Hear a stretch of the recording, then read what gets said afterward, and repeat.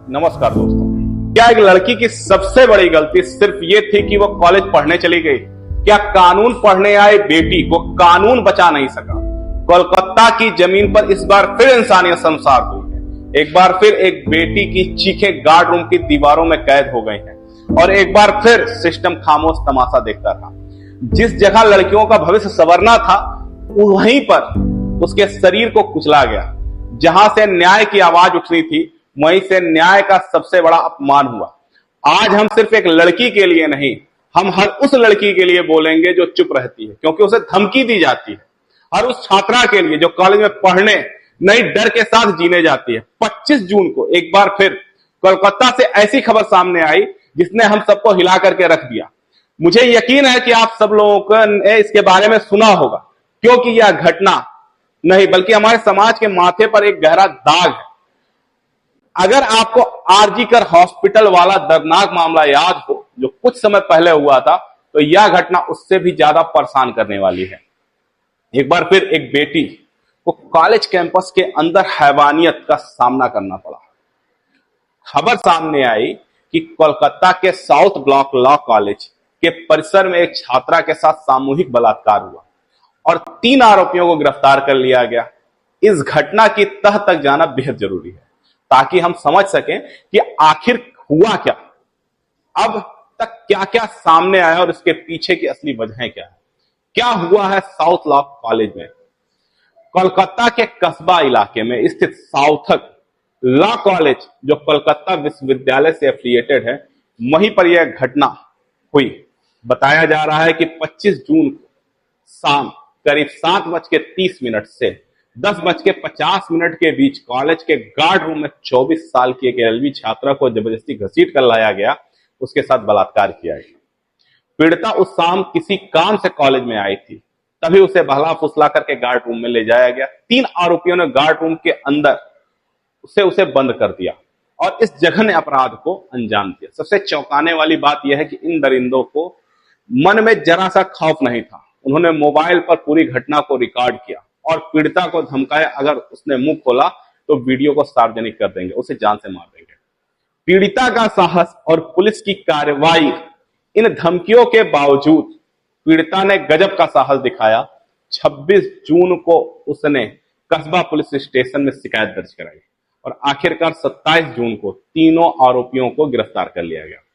पीड़िता ने पुलिस को बताया कि उसने पूरी हिम्मत से लड़ी। उसने चीखा चिल्लाया, उसने मिन्नतें की, यहां तक कि उनके पैर भी पकड़े कि उसे जाने दो, लेकिन उन्होंने इसकी एक ना सुनी। इस दौरान उसे पैनिक अटैक आया, उसे सांस लेने में तकलीफ होने लगी। उसने मदद मांगी लेकिन किसी ने मदद नहीं की। आखिर में उसे अपना इनहेलर मांगने पर ही मिला, जिससे उसकी हालत थोड़ी बेहतर हुई। पीड़िता ने यह बताया कि कॉलेज का मुख्य गेट बंद कर दिया गया और गार्ड को भी वहां से हटा दिया गया था, जिससे वह असहाय हो गई और गार्ड रूम के अंदर यह सब होता रहा। दोस्तों, जिन 3 आरोपियों को पकड़ा गया है उनका नाम है मनोजीत मिश्रा, 31 वर्ष का। यह इस मामले का मुख्य आरोपी है। मनोजीत पहले भी इस कॉलेज का छात्र था और बाद में उसे कॉन्ट्रैक्ट बेसिस पर वहीं पर नौकरी मिल गई। सबसे बड़ी बात यह है कि टीएमसी, तृणमूल छात्र परिषद का पूर्व नेता बताया जा रहा है, जो पश्चिम बंगाल की सत्तारूढ़ पार्टी टीएमसी के छात्र विंग का सदस्य। हालांकि घटना के बाद टीएमसी ने इससे कोई संबंध होने से इनकार किया है। पीड़िता ने बताया कि मनोजीत ने उसे शादी के लिए प्रपोज किया था, जिसे ठुकरा दिया था उसने, क्योंकि वह पहले से ही रिलेशनशिप में थी। मना करने के बाद मनोजीत ने उसे और उसके माता पिता को गलत केसों में फंसाने और बॉयफ्रेंड को जान से मारने की धमकी दी थी। यह सवाल खड़ा करता है कि उसके पास इतनी धमकियां देने की ताकत और राजनीतिक संरक्षण आया कहां से। दूसरा है जैद अहमद, 19 वर्ष का। यह साउथक लॉ कॉलेज का ही छात्र है। तीसरा छात्र है प्रतिम मुखर्जी, यह भी साउथक लॉ कॉलेज का छात्र है। गिरफ्तार किए गए तीनों आरोपियों को अलीपुर कोर्ट में पेश किया गया और उन्हें 1 जुलाई तक की पुलिस कस्टडी में भेज दिया गया। पुलिस इस मामले की गहन जांच कर रही है। तीनों आरोपियों पे जो धाराएं लगाई गई हैं वो 376D यानी सामूहिक बलात्कार, 342 यानी गलत तरीके से बंधक बनाना, 506 यानी आपराधिक धमकी शामिल है। चूंकि उन्होंने घटना का मोबाइल रिकॉर्डिंग करने की कोशिश की और किया, इसलिए आईटी एक्ट की धारा 67 अश्लील सामग्री भी लगाई गई है। पुलिस ने तीनों के मोबाइल फोनों को जब्त कर लिया, उन्हें फॉरेंसिक लैब के लिए भेज दिया गया है। पीड़िता का कोई भी आपत्तिजनक वीडियो लीक ना हो, यह सुनिश्चित करना पुलिस का कार्य है। इस घटना में कई सवाल परेशान करने वाले हैं और सवाल खड़े कर दिए हैं।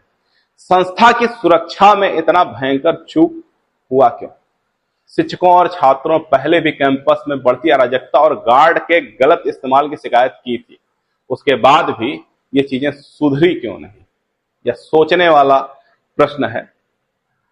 कई लोगों का आरोप है कि टीएमसी जैसे छात्र परिषदों की मसल पावर कैंपस में हिंसा और फैकल्टी को धमकाने का कारण बनती है।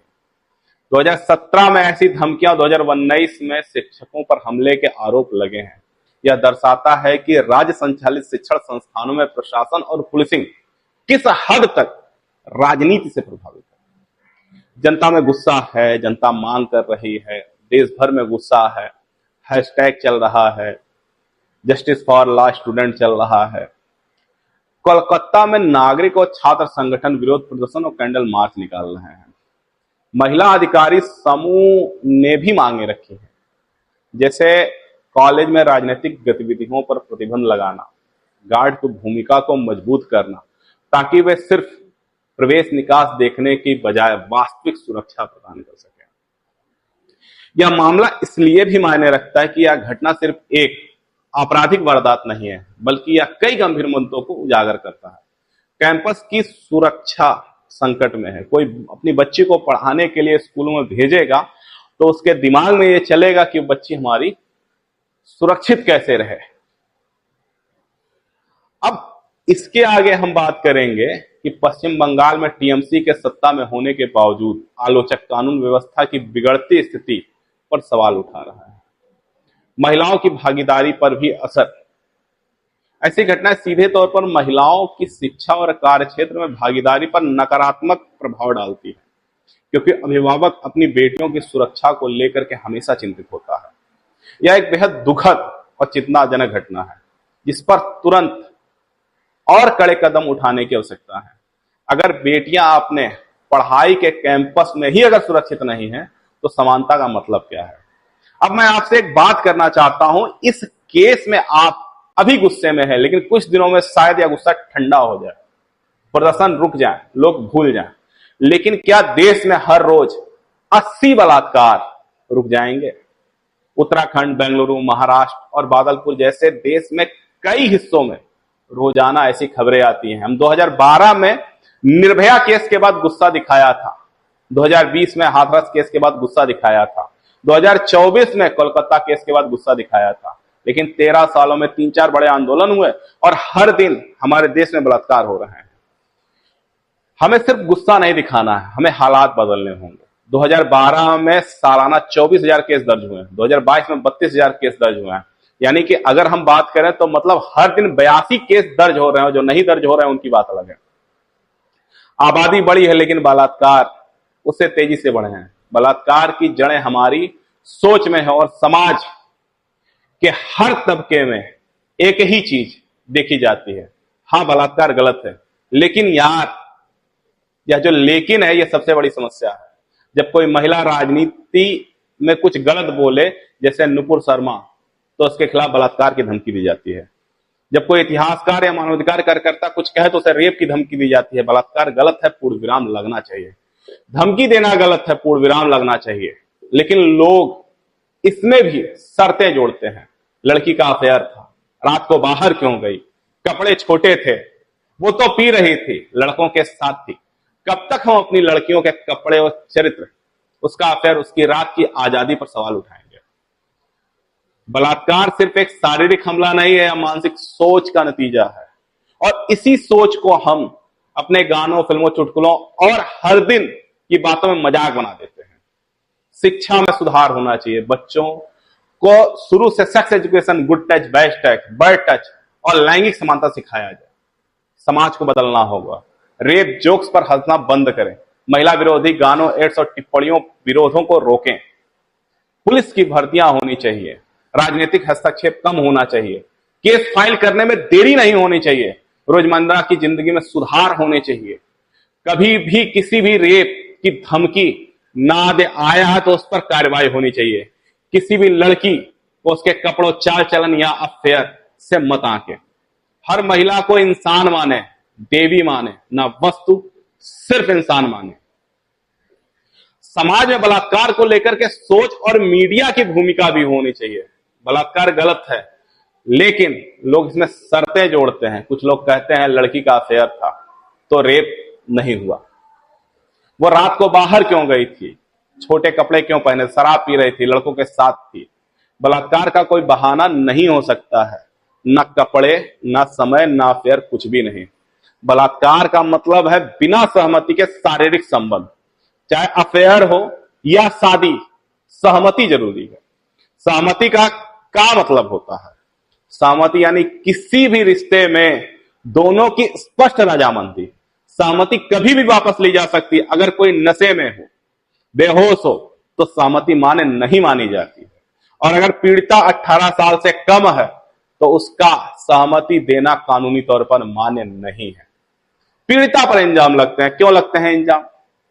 जब किसी लड़की के साथ रेप होता है तो लोग उसकी चरित्र पर उंगली उठाते हैं। अच्छे घर की लड़की ऐसा नहीं करती, वो खुद ही लड़कों के साथ घूम रही थी। लेकिन सच्चाई यह है किसी महिला की मर्यादा पर कोई नहीं बोल सकता, चाहे वो डांसर हो, मॉडल हो, सेक्स वर्कर हो। हर महिला को सुरक्षा और सम्मान का हक है। फिल्मों और गाने में रेप को या तो मजाक बना करके दिखाते हैं या हीरो को जबरन लड़की को छेड़ते हुए स्टाइल में दिखाते हैं। कई सारी फिल्में ऐसी हैं जहां पर जबरदस्ती दिखाया जाता है और जो हमारे युवा हैं वो उससे प्रभावित होते हैं। कुछ कॉमेडियन और यूट्यूबर्स भी हैं जो रेप्स पर जोक बनाते हैं। इससे होता क्या है? वास्तव में आप समझिएगा कि रेप को हल्के में लेना शुरू कर देते हैं लोग।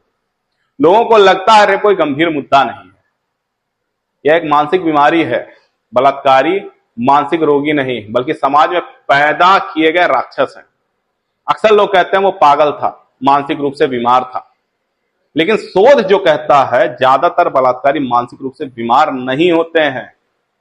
उनमें आत्मग्लानि नहीं होती है, उन्हें लगता है उन्होंने कुछ गलत नहीं किया। ये इसलिए होता है क्योंकि उन्हें रेप कल्चर में यही सिखाया गया है। आगे अगर हम बात करेंगे तो इस कैटेगरी को अगर हम बांटेंगे तो पावर रेपिस्ट, जो खुद को कमजोर महसूस करता है और रेप करके खुद को ताकतवर समझना चाहता है, वो पावर रेपिस्ट होते हैं। एंगर रेपिस्ट, जो गुस्से में पीड़िता को नुकसान पहुंचाता है भले ही विरोध ना करे। सैडिस्ट रेपिस्ट, जो दूसरों को तकलीफ देने में आनंद आता है। हम समाधान की अगर बात करेंगे तो 3 स्तरों पर समाधान हो सकता है। एक व्यक्तिगत स्तर पर, बचपन से ही सही शिक्षा दी जाए, अच्छे बुरे स्पर्श की समझ दी जाए। पुरुष प्रथम की सोच को खत्म किया जाए। सामाजिक स्तर पर कहा जाए सेक्सिज्म के खिलाफ आवाज उठाएं। गानों, फिल्मों, जोक्स में महिलाओं के अपमान का विरोध करें। प्रेम की धमकी देने पर भी सजा हो, जोक बनाना बंद हो। प्रशासनिक स्तर पर भी अगर बात करेंगे, पुलिस और न्याय तंत्र को स्वतंत्रता और सख्त करें। राजनीतिक हस्तक्षेप बिल्कुल खत्म हो। हर रेप केस पर त्वरित कार्रवाई हो, फास्ट ट्रैक कोर्ट में ले जाया जाए। अगर इस मुद्दे को लेकर के आप गंभीर हैं तो गुस्सा दिखाने से आगे बढ़कर बदलाव का हिस्सा बनिए। रेप कल्चर को खत्म कीजिए, गलत हो उसका विरोध कीजिए। तो हमें अपनी सोच बदलनी होगी, समाज को जागरूक करना होगा और यह बात हर वर्ग, हर आदमी, हर परिवार को समझनी होगी कि अब वक्त आ गया सिर्फ देखने का नहीं, कुछ करने का। अगर आज भी आप चुप रहे तो अगली खबर किसी अपने की हो सकती है, आपके बहन की, बेटी की, दोस्त की हो सकती है। ये मत सोचिए कि सिर्फ कोलकाता की घटना है, ये देश के हर कोने में पल रहे चुप्पी, डर और हैवानियत की कहानी है। अब हमें मिल करके यह करना होगा कि हम निर्भया, हैदराबाद, हाथरस, कोलकाता सिर्फ गिनती में नहीं बदलाव में तब्दील करेंगे। आवाज उठाइए, उस बेटी को सपोर्ट कीजिए, गुनाहगारों को कड़ी से कड़ी सजा हो। अब चुप रहना अपराधी की हिम्मत बढ़ाना है, अब बोलना लड़कियों की सुरक्षा देना है। आज के इस वीडियो में बस इतना ही। मिलते हैं अगले वीडियो में, तब तक के लिए नमस्कार।